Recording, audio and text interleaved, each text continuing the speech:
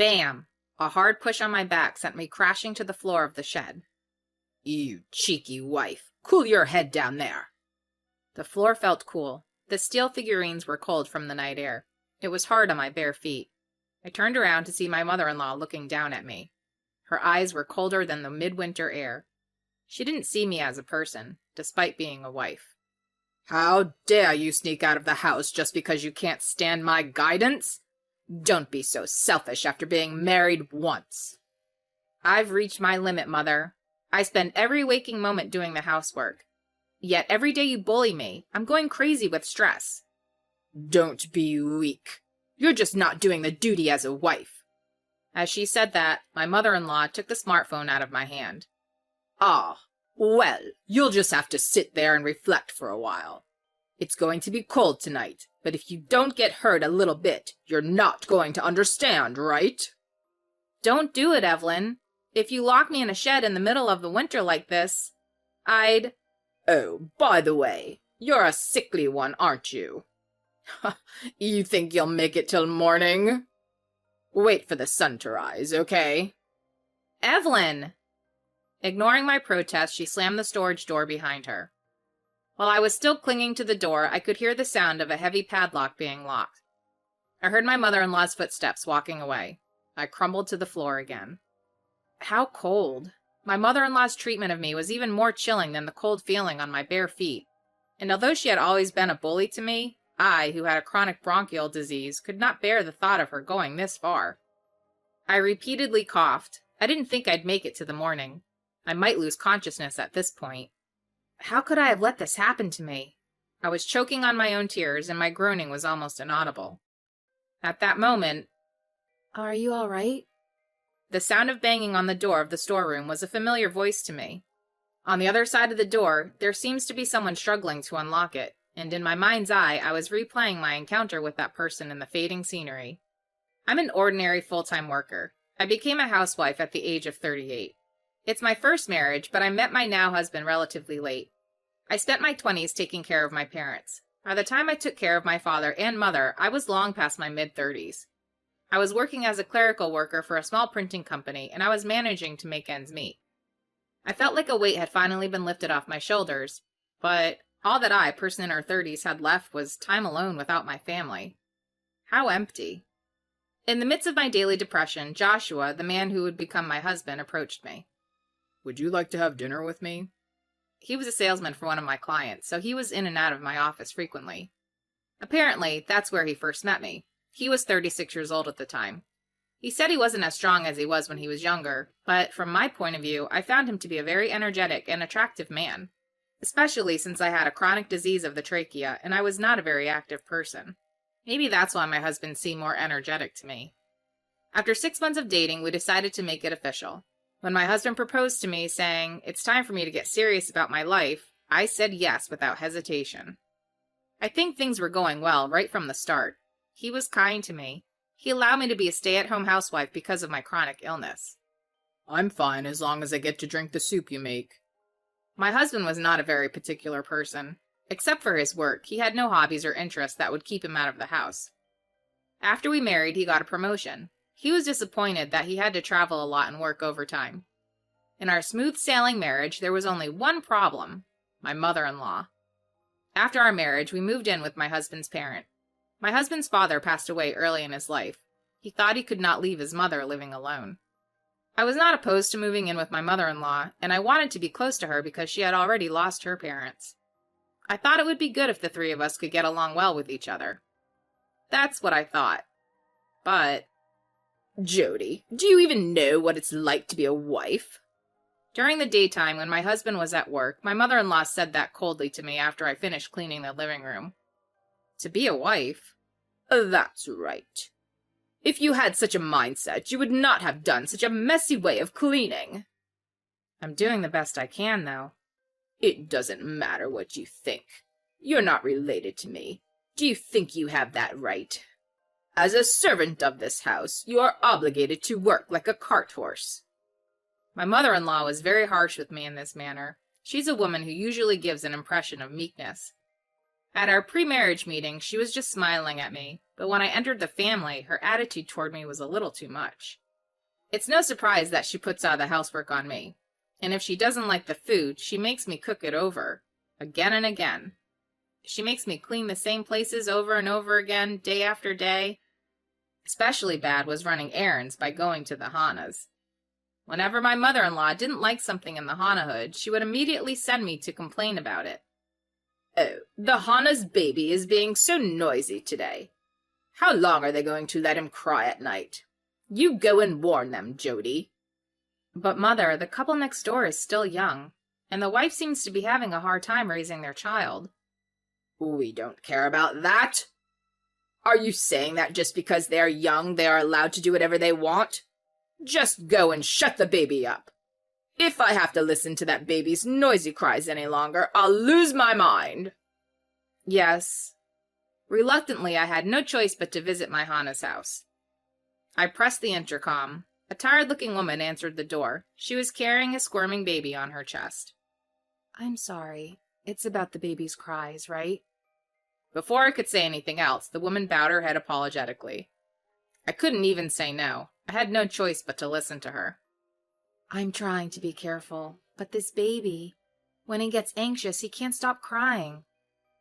It's okay. I'm not here to complain. It seems it's tough for you to take care of him by yourself. I know how hard it is to be on your own." "Have you raised children before?" "No, I took care of my parents. I had no siblings, so I took care of them all by myself." "That must have been really hard on you." "So, I know how hard it is for you. You're lonely, right? You think you can't count on anyone, right? Especially when you're home alone?" My husband is too busy with work right now." As I said this, the woman burst into tears. I was surprised, but in the next moment, I involuntarily held out my hand. I touched the woman who looked like she was about to collapse, and said in the gentlest voice possible, "It's okay. This won't go on forever. Since he's a baby, it's just for now. I'm here to help you when you need it. As a neighbor. Don't hesitate to ask." "Okay. Thank you," she replied with a shrug. Finally, the woman seemed to calm down. I went back to the house and made small talk with my mother-in-law. I couldn't say I felt sorry for the woman next door, so I explained to her that I had warned her as I was told. If I am sent to complain again in the future, I'll just help my neighbor out. In fact, many times after that, I became closer and closer to the woman next door and her baby. As a result, the baby cried less and less. However, my mother-in-law's harassment of me did not change. No, it got worse day by day. My husband's work got busier by the day, and she took advantage of his absence. My mother-in-law began to treat me like a servant. I was a slave to her demands 24 hours a day, 7 days a week. Due to the irregularity of her demands, I could not sleep well. Finally, I couldn't take it anymore. I decided to leave my mother-in-law's house. If I continued to stay in this house, I was going to lose my mind. In fact, my trachea was in bad shape. I wanted to get away from my mother-in-law as soon as possible, if not forever. At least until I felt better. I need to take shelter somewhere. When my husband left for a long business trip, I started to prepare for a night escape. On the day of my escape, I saw him off on his business trip. I went about my business as usual. I did what my mother-in-law ordered me to do. As much as possible, I tried to move as usual so that my mother-in-law would not notice. But I think my mother-in-law somehow noticed somewhere. Just as I was about to take my belongings out of the house, my mother-in-law stormed into my room. She had a wry smile on her face. "You're just trying to get away from me, huh? That's not going to happen.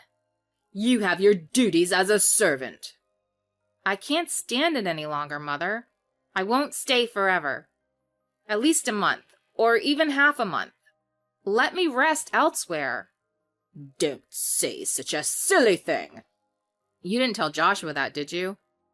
I don't want him to be bothered with me. It's an important time for him at work, too. I hadn't discussed a single thing with my husband about this. As I said, one reason is that I don't want to bother my husband, but the other reason is that I wanted to let him know about my disappearance. While I was being harassed by my mother-in-law, he didn't notice a single thing about my distress. I tried my best to hide some of it from him. But still, as a married couple, I wanted him to be aware that his wife was in danger.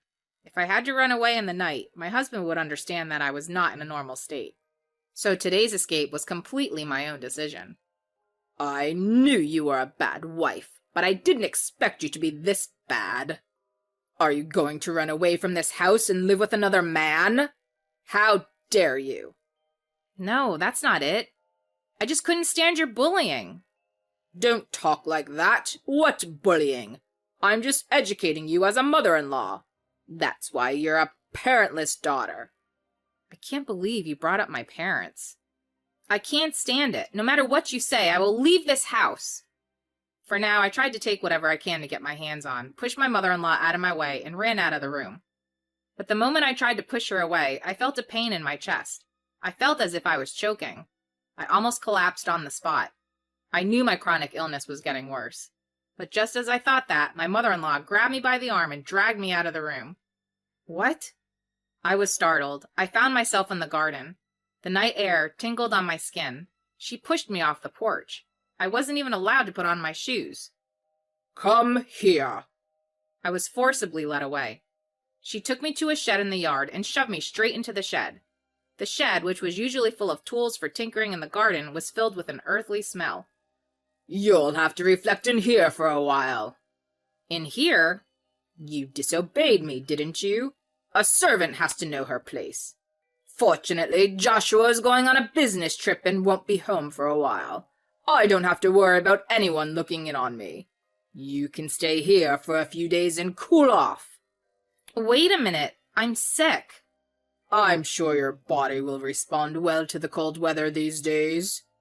It's a nice feeling. And with that, my mother-in-law closed the far door of the storage room with great force. While I hung on the door, I heard the sound of a heavy lock slamming shut with a clank. My mother-in-law really wants to lock me in here. Evelyn! Evelyn! I repeatedly banged on the door and yelled, but soon my chest began to ache. It was hard to breathe. It was cold. In addition, the earthly smell of the shed hurt my throat. If I don't do something, I'm really going to collapse here. If I lose consciousness, I'm finished. I'm so cold and dusty. I would never wake up again. Help me. I managed to squeeze that out. I slammed my hand against the door with all my might, but my energy would soon run out. I'm truly helpless. If I obeyed my mother-in-law, I would never live. Are you all right? I heard a voice just before I lost consciousness. When I looked up, I heard a familiar voice knocking on the other side of the door. With the last of my strength, I called out to the door. Help me. It was you after all. It's me, your neighbor, Hannah. Thanks for all your help with the baby. The woman was the young mom next door. My mother-in-law had said so noisy, crying at night, and made me go to the neighbor's house to complain to her. But actually, I had already helped her to take care of her child many times under the pretext of going there to warn her. Now my husband lives with us. I was worried about you. But why did you... There was a lot of noise outside. My husband and I were checking out what's going on. Then we saw you being shoved in the shed. We were so surprised. The shed was locked, though. I'll see if I can get it open, but this padlock is very strong. It seems that Hannah's husband was pulling the lock with all his might. But that didn't help with the metal lock. He said he would get some pliers and left a bit. And that's when all hell started to break loose. Although he brought the pliers, it was still no match for the padlock. The couple even brought out a hammer and saw. Even so, they didn't leave it to chance. The noise seemed to attract people from the neighborhood one after another. Finally, someone seemed to have called the police, and even the sound of the police sirens could be heard. Finally, my mother-in-law noticed the commotion in the yard and came back. There she met the police officer who had arrived at the scene. My mother-in-law was making some sort of lame excuse. Finally, the policeman said, "Bring me the key to the padlock." She then rushed back to get the key. I was released from the storeroom about 30 minutes after I was locked in. After a long night, I was in a daze and was carried straight to the hospital. By the next day, I was conscious, but the condition of my trachea was still unpredictable. So I was to stay in the hospital for a week for rest and recuperation. As for my mother-in-law, she was taken away by the police officer who came to the scene. She was taken to the police station for further questioning, where she was scolded extensively. I didn't do anything. At first, my mother-in-law was refusing to tell the truth, but Hannah and Nick recorded the whole thing on their smartphone, and so all of my mother-in-law's deeds became clear. In the recording, you could clearly see my mother-in-law pushing me into a storage room and padlocking the door.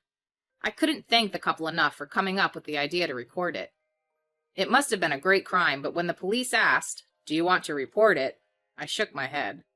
I didn't want to make a big deal out of it. Above all, when my husband found out what had happened, he promised to remove my mother-in-law from the house. "Oh, I'm sorry I didn't see it before." After visiting me in the hospital room, he got down on his knees and apologized.